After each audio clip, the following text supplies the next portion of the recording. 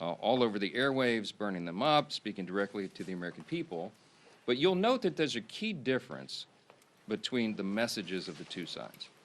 The Republicans are all repeating the same simple truth, and that is why that message is resonating with the American people, and that's what the polling indicates. At the same time, on the other side, the Democrats are doing their very best to obscure and create distractions from that simple truth. So the reason that we find it important to come out here every day and repeat again the same simple truth is because they're trying so hard to cover that up. But there's also a figurative split screen. There's a literal one, but it's figurative as well. And I just wanted to spend a moment this morning and talk with you about that. On one side, you have the Republican Party, the party that controls the White House, the Senate, and the House. We call that unified government. It's the party that won the popular vote in every single swing state and made deep inroads with voters new to the Republican base. And we received that mandate gratefully, and we went immediately to work. So since the election in November, just in the last 9.5 months of this Congress, which began in January, Republicans have delivered incredible results for the American people. And we could stand up here and spend an hour going through just the bullet points and highlights of all that, but we put a few on the handy chart over here.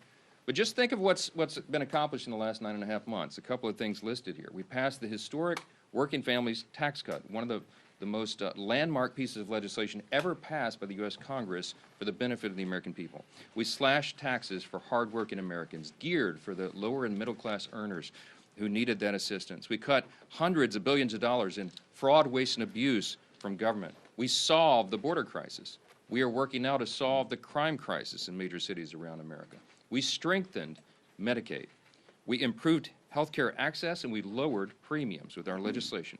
We have restored peace through strength, thanks be to God, and we are ending wars around the globe. And we've restored common sense to a government that sorely needed it. That's part of the mandate that was given to us by the American people in the fall. And most recently, we did our jobs, and we passed a clean, nonpartisan CR to keep the government open for the people. Now look on the other side of that figurative split screen as demonstrated here. The lights are out. It's all dark. Why? Because what the Democrats have accomplished in 9.5 months is a government shutdown. A couple other things sort of related to that. You know, they have made a lot of TikTok videos. We'll give them credit for that. They've also assaulted law enforcement officers. One of them's on trial for that. They've openly embraced and rallied with communists and socialists, most recently across the country on Saturday. They voted to raise taxes on millions of hardworking Americans at the worst possible time. They have voted against reducing fraud, waste, and abuse in government, and they have now voted, collectively, Democrats in Congress have voted 12 times to keep the government closed down. But it doesn't stop there. The Democrat shutdown is a glaring example of just how far the Democratic Party has strayed from common sense. Remember the simple truth here. It was over a month ago now that we passed the Republicans passed the clean, short-term, continuing resolution. It's nonpartisan. No gimmicks, no tricks, no riders, no partisan Republican policy priorities added to that. It's 24 pages in length, as we've discussed so many times, and it is very, very simple. Why? Because it was a very simple good faith effort on our part to preserve our ability to keep negotiating on the full-year funding bills and, of course, the other big issues facing the American people. So we wanted to keep the lights on. But what did the Democrats do? Instead of receiving that, voting for it, as they have always done in the past, they broke from history, and they rejected that. And they offered a counterproposal. Ours was a clean CR. We call theirs a dirty CR, and you all know why. Because they added $1.5 trillion in new spending that would be a mandate, including hundreds of billions of taxpayer dollars for health care for illegal aliens. Go to page 57, section 2141 of what they filed. They want to restore funding for left-wing pet projects in foreign countries. And I've given you a list of some of the crazy things that they would include in that.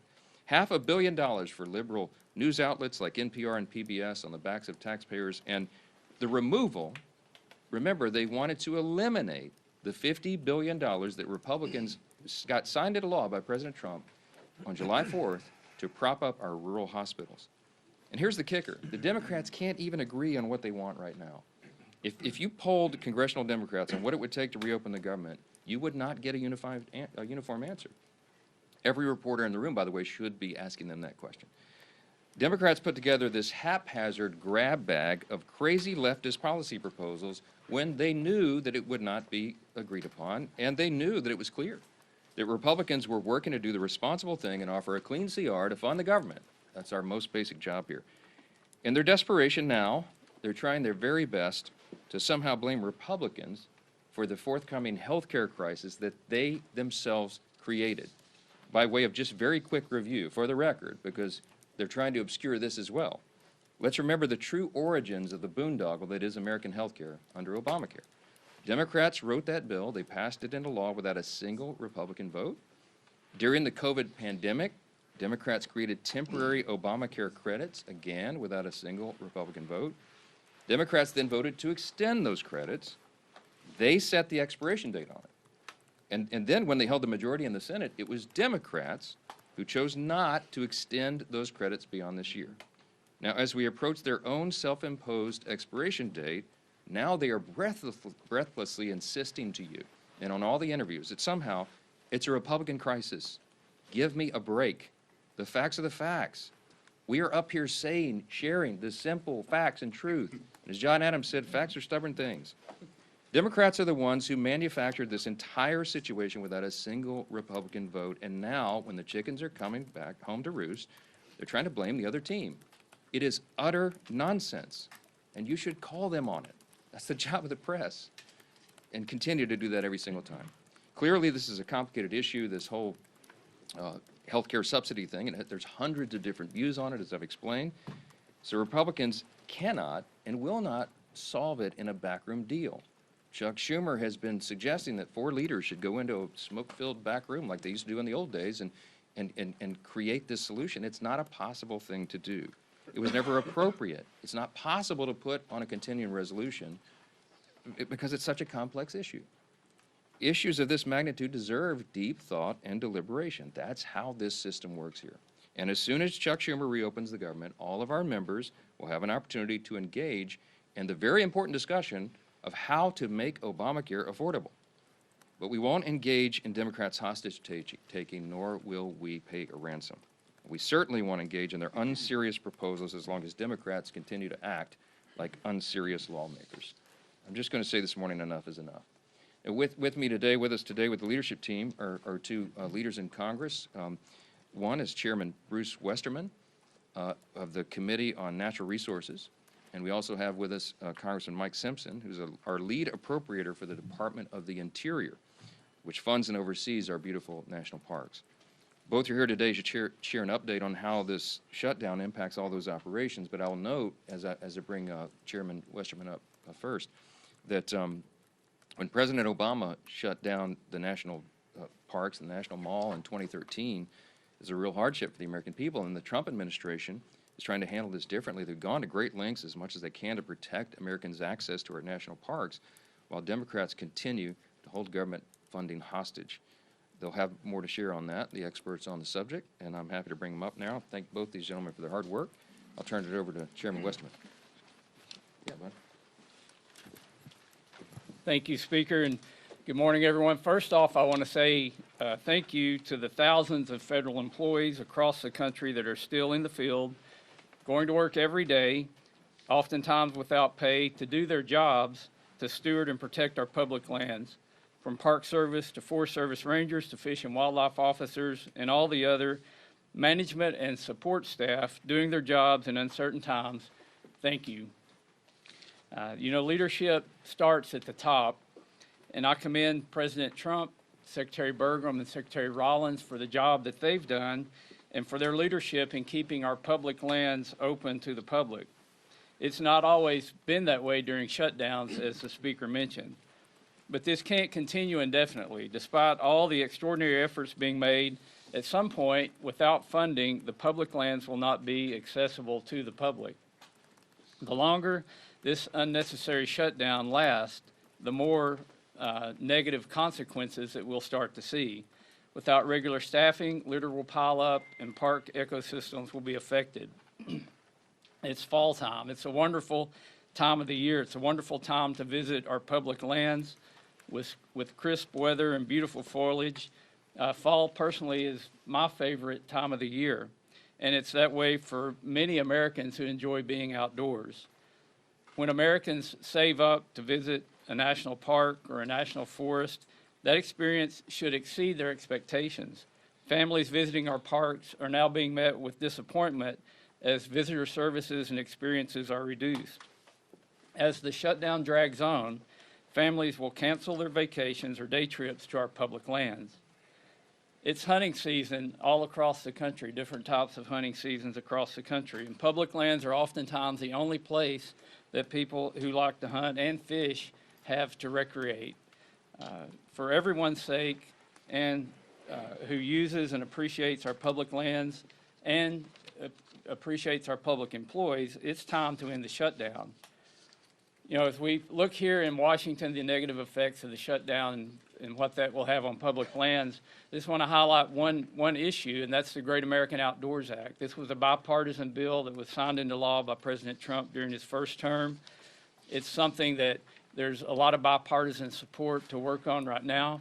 But, you know, tomorrow we had planned a field hearing on the Great American Outdoors Act so that we could reauthorize this piece of legislation that's putting as much as $1.9 billion a year into maintenance backlog on our federal lands. I've had an opportunity to visit many of these parks and to see the wonderful work that's being done. It's something that Republicans, Democrats, and independents, I think, all appreciate the fact that we're taking care of our public lands. But Congress is not here working on those issues because of the shutdown. And we need to get back to work. We need to start putting the American people first and putting these federal lands and giving them the place and the position that they deserve. And we simply can't do that when the government is shut down. So enough of the shutdown. Let's get it over, get people where they're paid, where they're going out and doing their jobs that they want to do, and getting America back in the position we need to be in and getting Congress back and functioning. And with that, I'll turn it over to my friend Mike Simpson from the Appropriations Committee. Thank you, Chairman. Thank you, and thanks to the leadership for inviting Chairman Westerman and I here to talk a little bit about the impact that this shutdown is having on our public lands and our national parks. I couldn't agree more with House leadership, their position on this shutdown. House Republicans, as you are well aware, did not shut the government down. We voted to open the government and not shut it down. It's the House Democrats that and the Senate Democrats that are voting to shut the government down and keep it shut. We gave them exactly what they wanted. We gave them a clean CR, no gimmicks, no policy riders, short term.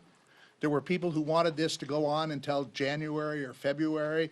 They wanted a short term. That's exactly what they got. And then surprisingly, they reversed themselves and voted against it. This shutdown is causing and potentially causing even more damage for the American people. While the Democrats in their press conferences say how much they care about the American people, that they're fighting for the American people, when you look at the impacts of what they're doing, clearly the evidence is the reverse of that.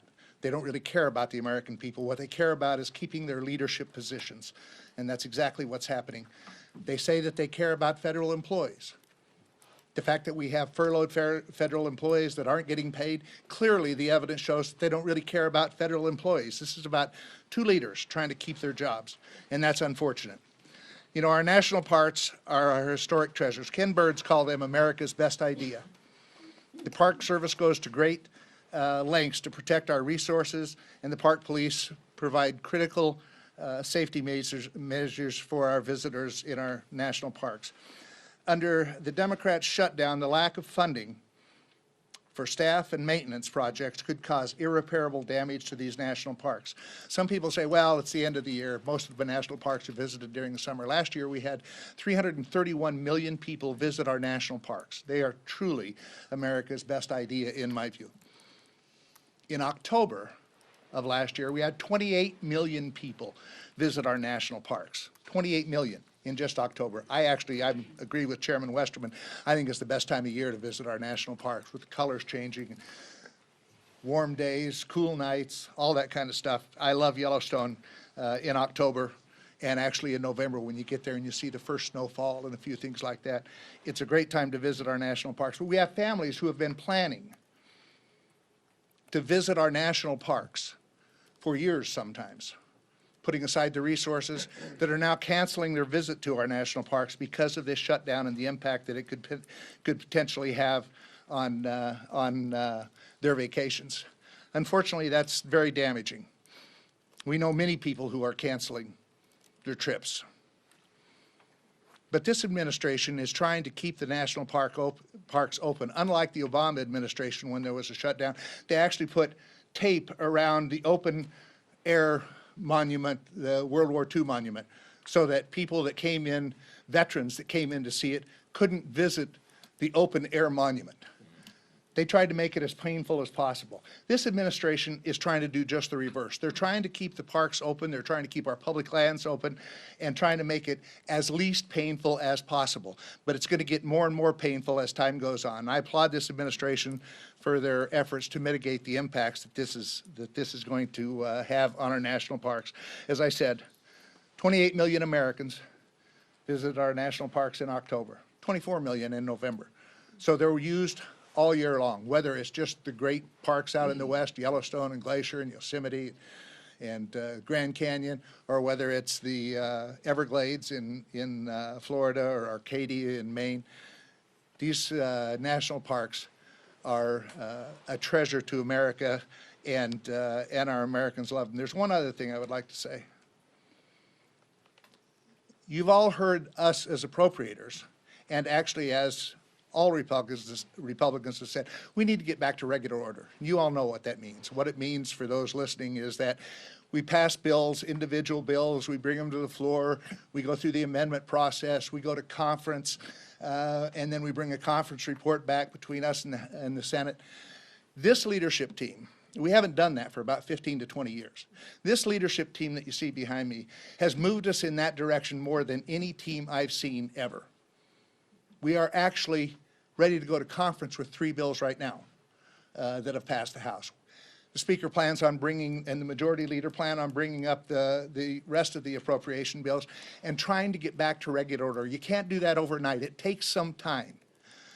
But they have moved us in that direction, and we will get back to doing it the way that it should be done, where we do individual bills, we conference them with the Senate, we bring them back to pass them. So I applaud this leadership team and the efforts that they're making, but we can't do it while the government is shut down. We need to open this government back up, and yes, there are many other issues that need to be debated and worked on. We can't work on those. As Westerman said, Chairman Westerman, can't have hearings and that type of stuff when we're shut down. So we need to change that. We need to open this government back up, get rid of this stupid Schumer shutdown, the 3 S's, I guess, and let us do our job. That's why we're here. I get a kick out of listening to the press conference from some of my senators saying, well, the House has been on vacation for a month. This is not what I call a vacation. If they think showing up once a day and casting 1 vote is work, they need to come over to the House side and see what we're doing. We're working with our constituents, we're out talking to people, and we're back in Washington doing our job too. So we'll continue to do our job, end this stupid Schumer shutdown, and let us do our job. And now I'd turn it over to the great Majority Leader of the House, Steve Scalise. Thanks. Thank you, Chairman Simpson. Preach it. Appreciate as well Chairman Westerman and the work that these great chairmen continue to do to try to keep government functioning as best as possible in the midst of very difficult circumstances that Democrats themselves created. I do think it's important, as we're at this point, that we look back over the last 9 months and really look at the difference between the 2 parties in Washington. And Speaker Johnson laid a lot of this out. You can see the poster. But just think about what happens every day here.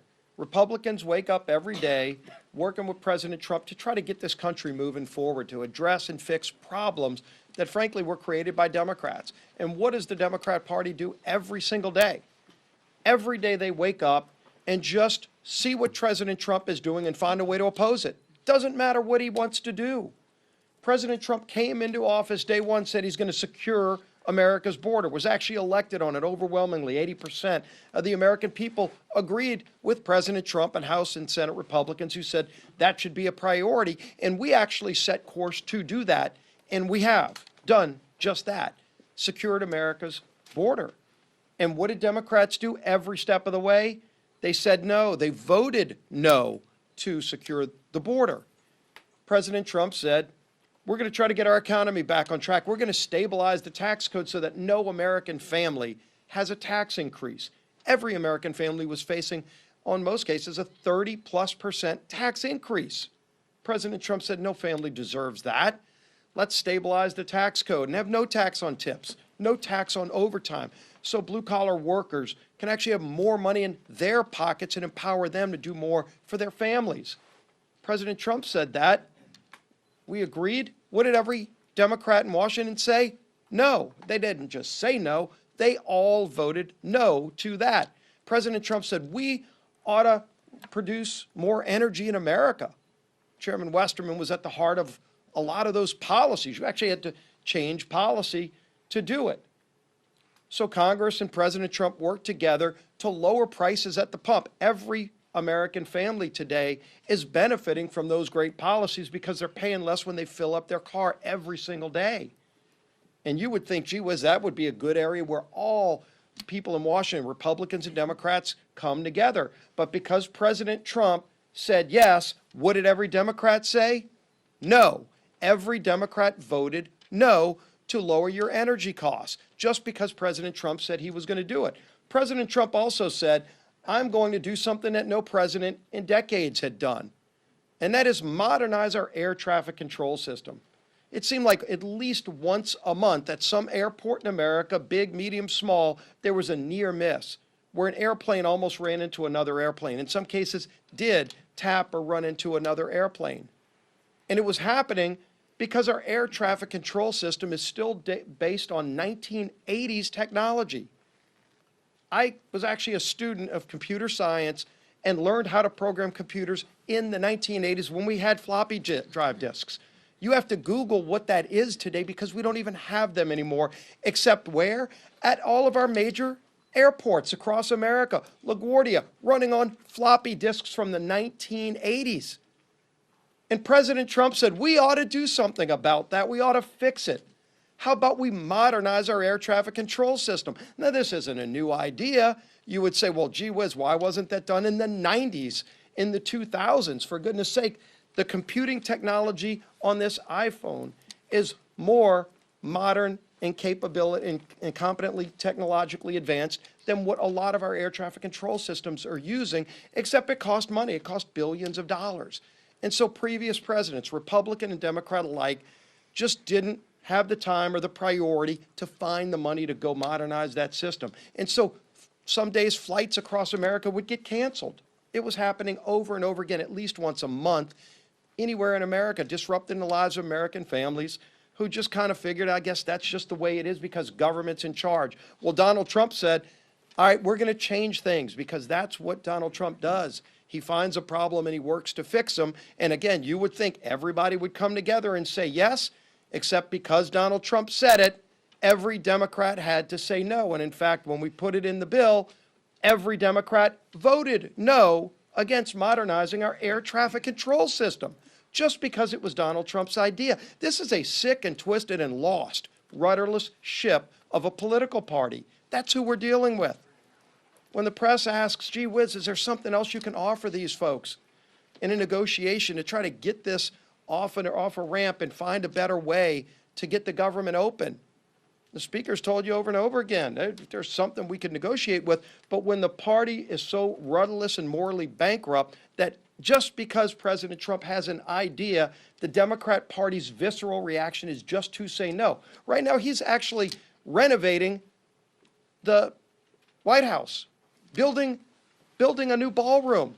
I mean, anybody that's ever been to a state dinner, like the White House has been renovated over and over again. There wouldn't be an Oval Office if there weren't renovations by previous presidents. The West Wing was a renovation by previous presidents to make it better for all future presidents. And that's what Donald Trump is doing.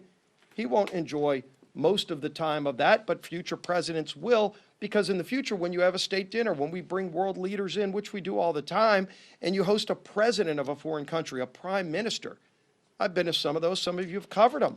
Where do you go? You walk outside of the White House in the rain sometimes to go to a tent, to host a world leader. That's what we do today, and President Trump said that's a disgrace. How about we do better?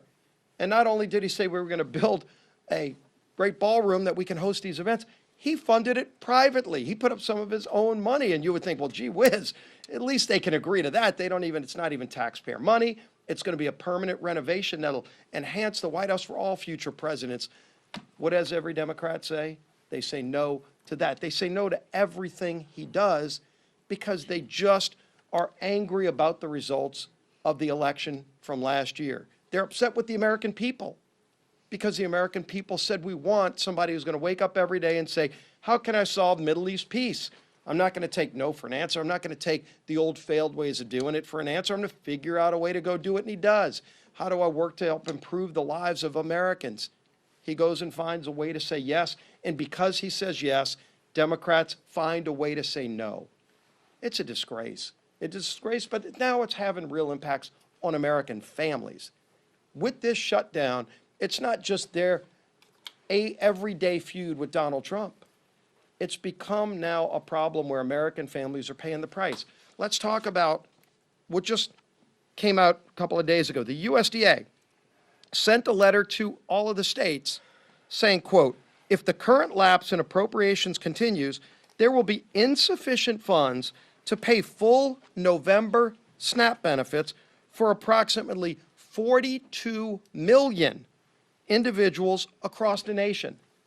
42 million people across America are going to suffer from those SNAP benefits that they count on right before Thanksgiving because Chuck Schumer and Democrats are so angry with President Trump that they just want to find a way to say no. And when they say no, now they're saying no to 42 million families who will go without food so that Democrats can show their far left radical base that they're fighting President Trump. As if they've got to show off to some radicals who come march on the mall and hold up effigies to murder the president, 8647, you saw the signs. Over 800,000 people in my home state of Louisiana get food benefits through the SNAP program. Yesterday we talked about Senator Ossoff, who one Senate aide said on the record to The Hill in that article, said that he's more afraid of if he votes to open the government, he will lose the clicks he's getting from foreign states and the small donor donations that add to about $3 million. That's what he's afraid of. Well, let's look at Senator Ossoff's state of Georgia. 1.4 million people are going to face losing SNAP benefits just in his home state. Now, does he want each of them to send about $2 each to him to make up for the $3 million he's getting from California, in Illinois, in New York, in Minnesota? Is that what it's going to take? Because he's causing pain on people in his home state by voting no. Maybe he needs to go on vacation instead of showing up every day, as Senator Simpson said, showing up to vote no to inflict pain on 1.4 million people in the state of Georgia. That's what he's doing. So this is having real impacts on real families. We're here working, and the House has passed the bill, despite 99% of Democrats voting no. Again, President Trump said yes, they say no, doesn't matter what the issue is.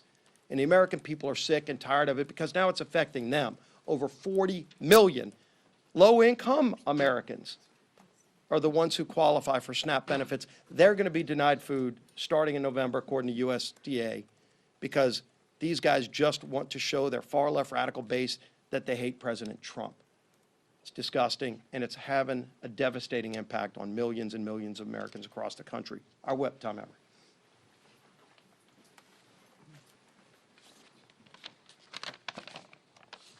Well, Democrats have voted 12 times to shut the government down. 12 times. And now they're refusing to support legislation that would help alleviate some of the pain they've inflicted on the American people as a result. Earlier this week, the minority leader in the House said he opposes legislation that would pay our troops and essential federal workers during the Democrat shutdown. This includes Border Patrol agents, air traffic controllers, TSA agents, and more.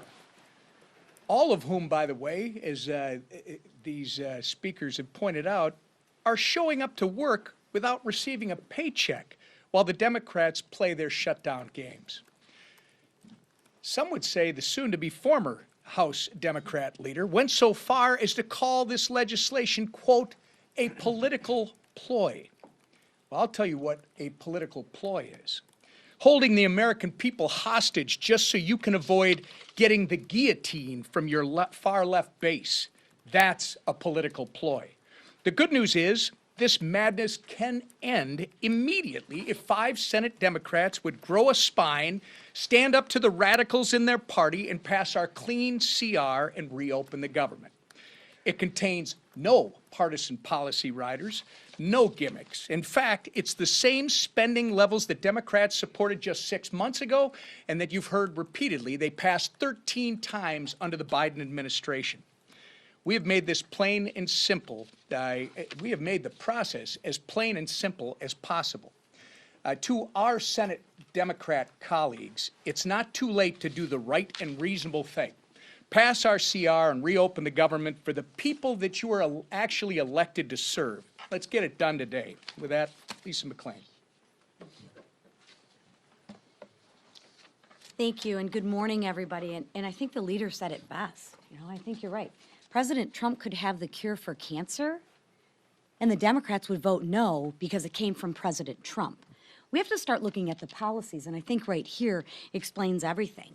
I mean, Democrats have been playing political theater for 3 weeks with Republicans continuing to work and deliver some results. And here are, again, some examples, some facts. Right? Just a few days ago, Congressman Ryan McKenzie visited a Head Start program that relies on federal funding and delivered food to TSA agents. Congressman Mark Alford visited multiple rural hospitals and healthcare centers. And Congressman Jeff Crank met with credit unions to ask for flexibility with federal employees who are actually missing paychecks. Real families are paying the price for the Democrats' shutdown. And what are the Democrats leveraging the shutdown to get? Ask yourself, what is their leverage? More wasteful spending? While Republicans are working at home, Democrats are fighting for weird programs, like halfway across the world, right? Think about it. Just think about it for a minute. They're sacrificing Head Start right down your street to produce Iraq Sesame Street.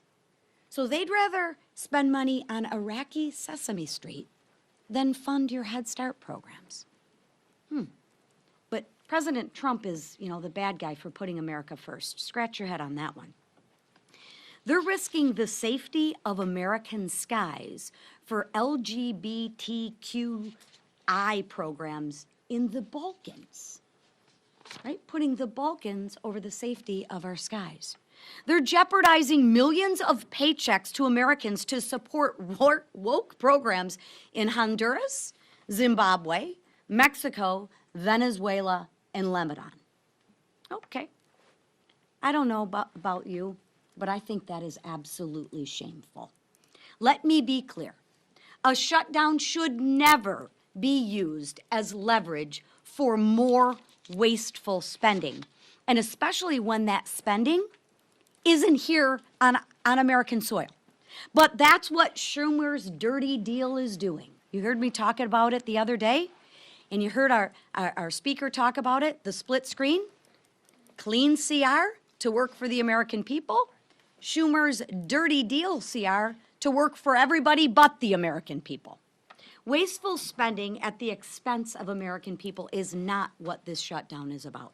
But I want to let the American people know Republicans will not cave to Schumer's dirty deal. We will not cave to their wasteful spending. We will hold the line, and we will. I promise you, we will continue to work for the men and women and families who serve, protect, and build our great nation. Thank you. Questions? Chad, go ahead. Good morning, thank you.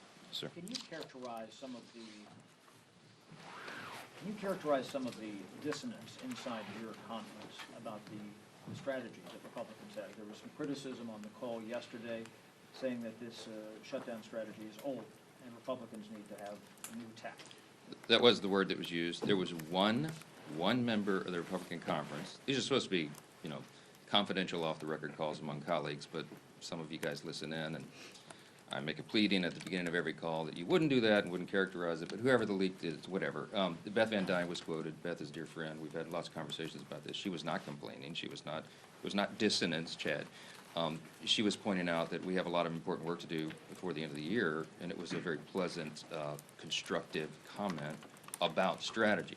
You all have heard me say from the podium a few times, we're not pursuing a political strategy here. We're not. We're just simply trying to get the government open, and that's why the nonpartisan clean CR was the obvious vehicle to do that.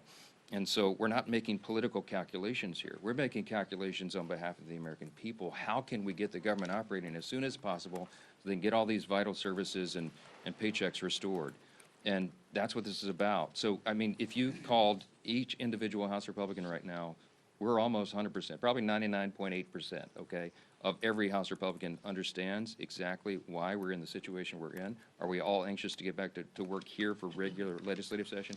Absolutely. And she wanted the House to come back with the session. No, that's not what she said. If you had listened in directly on the phone, you would know. You can ask her about it. No, she said the message is feeling old, and I said, you know what, Beth, you're right, because we come out here and say the same thing over and over every day, but there is a method to that madness, because as I explained in my comments here, we have to repeat the simple truth over and over. Why? Because the Democrats are in an all-out assault on the truth. They're trying to obscure and distract, and you see all the different shiny objects they're trying to make everyone look at every day.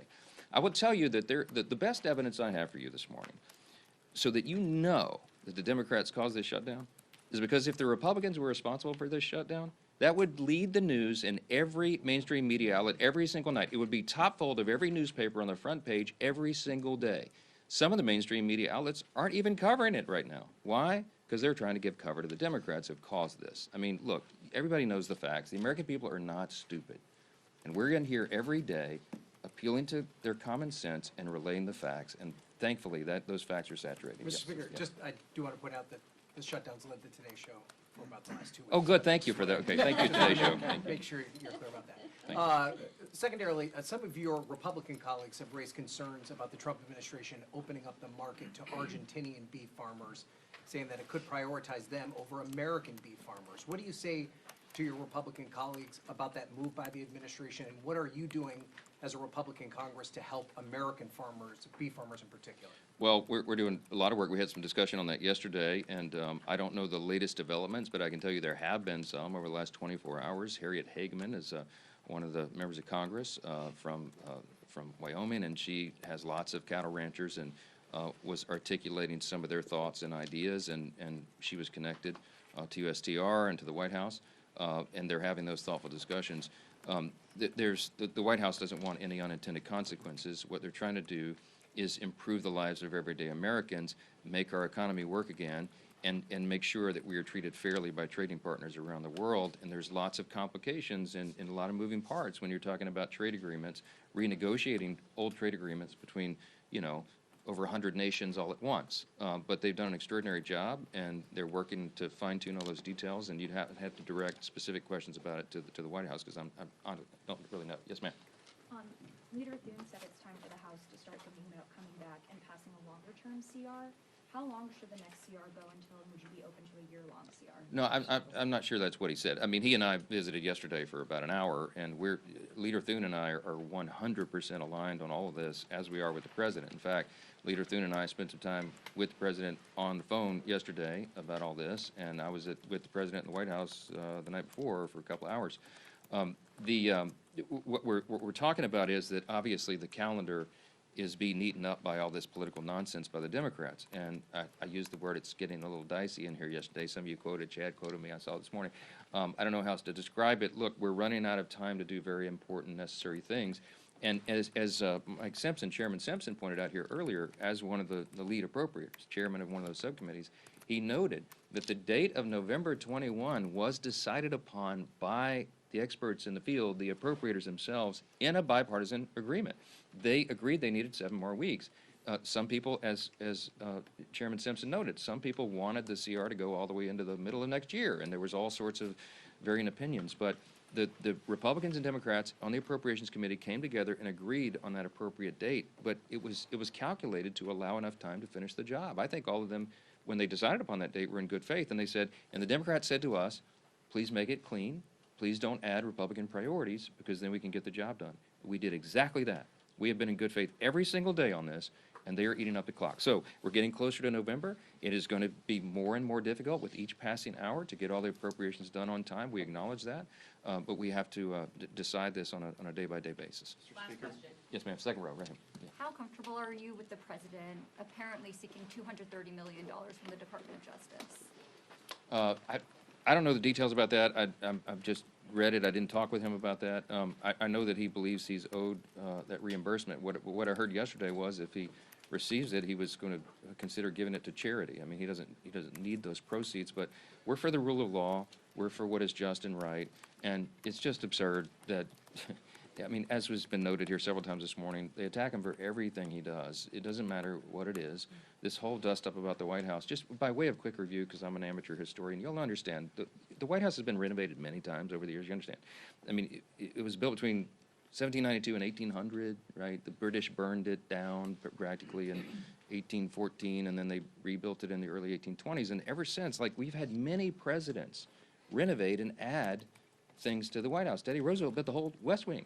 Who was it? FDR, Taft, I think, added the Oval Office. FDR made additions. I mean, Truman put ripped everything up to put a bowling alley in. FDR had added the swimming pool, I think. Barack Obama added a basketball court. President Trump's going to add the greatest improvement to the White House in the history of the building since it was originally constructed in 1800.